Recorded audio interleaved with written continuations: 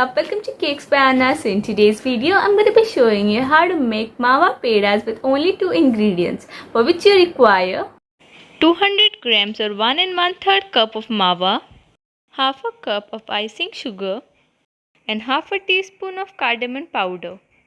And like always, the link for the written recipe is given in the description box below.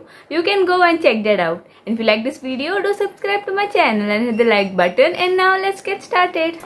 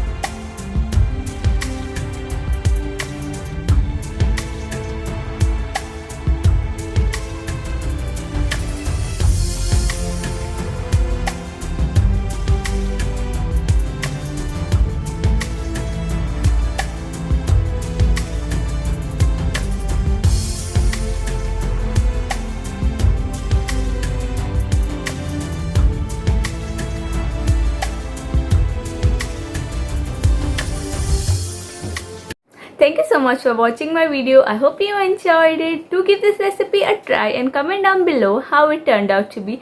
Don't forget to like, subscribe, share, and I'll see you in my next video.